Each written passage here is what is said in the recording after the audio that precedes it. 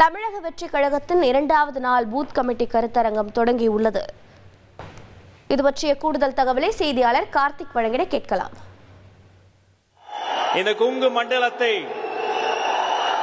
வாக்குச்சாவடி முகவர்களின் கருத்தரங்கின் 2ஆம் நாளில் உங்களை எல்லாம் பார்ப்பதற்காக தமிழ்நாட்டின் வருங்காலம், நாளைய தீர்ப்பு 2026.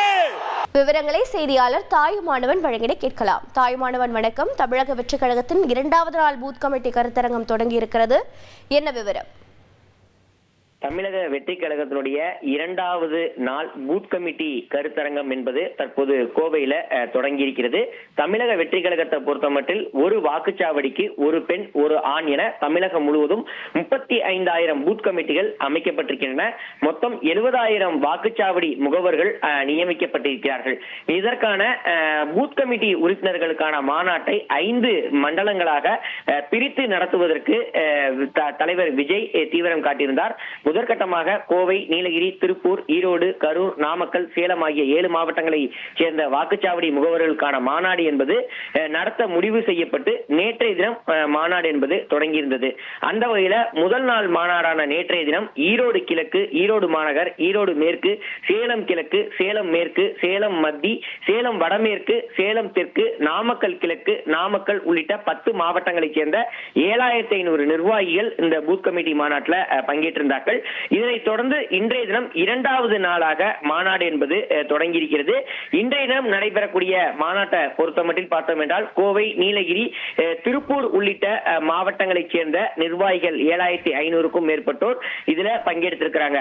முன்னதாக இந்த மாவட்டங்களிலிருந்து வருகை தந்த வாக்குச்சாவடி முகவர்களுக்கு அந்த QR கோடு பரிசோதனையின் அடிப்படையில் அந்த விழா நடைபெற இருக்கக்கூடிய தனியார் கல்லூரிக்குள்ளே அனுமதிக்கப்பட்டிருந்த காட்சிகளை பார்க்க முடிந்தது.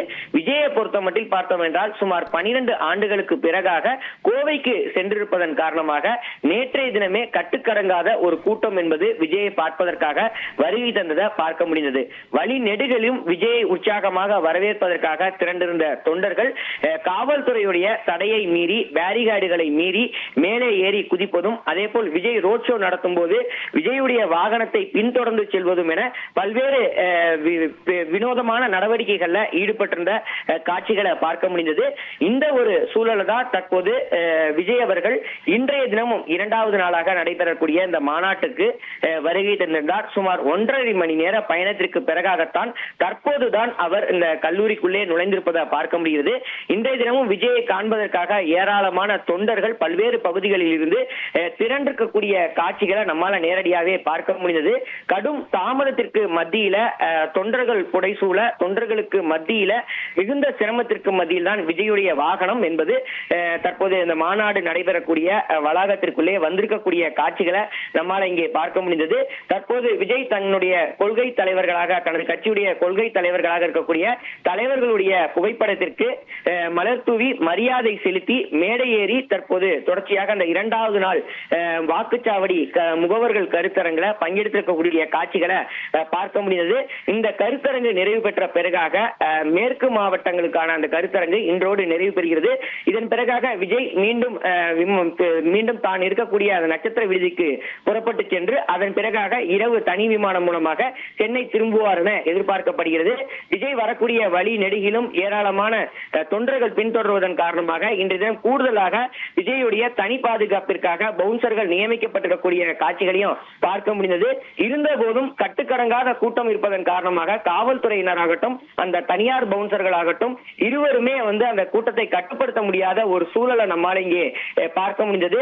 தமிழக வெற்றி கழகத்தை பொறுத்தமட்டில் இந்த மாநாட்டிற்கு 15,000 பேர் வரைக்கும் தான் அழைப்பு என்பது விடுக்கப்பட்டிருந்தது. முறையாக வாக்குச்சாவடி முகவர்களாக யாரெல்லாம் தேர்ந்தெடுக்கப்பட்டிருக்கிறார்களோ அவர்கள் மட்டும்தான் வர வேண்டும் என அழைப்பு என்பது விடுக்கப்பட்டிருந்தது. ஆனால் விஜய் மேல் இருக்கக்கூடிய அபரிவிதமான அன்பின் காரணமாகவும், விஜயை காண வேண்டும் என்ற தொண்டர்களுடைய விருப்பத்தின் காரணமாகவும் கோவை, நீலகிரி, திருப்பூர் உள்ளிட்ட மேற்கு மாவட்டங்கள் மட்டுமின்றி தமிழகத்தின் பிற பகுதிகளில் இருந்தும் கோவை கோவையை நோக்கி தொண்டர்கள் வருகை தந்திருப்பதன் காரணமாக கோவை மாநகரம் முழுவதுமே ஒரு கடுமையான கூட்ட நெரிசல் என்பது நிலவி வருகிறது.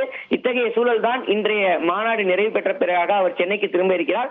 இதன் தொடர்ச்சியாக மத்திய மாவட்டங்கள், அதாவது திருச்சியில் மீண்டும் ஒரு பூத் கமிட்டி மாநாட்டை நடத்துவதற்கு தமிழக வெற்றி கழகத்துறை நிர்வாகிகள் பரிசீலித்து வருவதாகவும் தகவல்கள் வெளியாகியிருக்கிறது.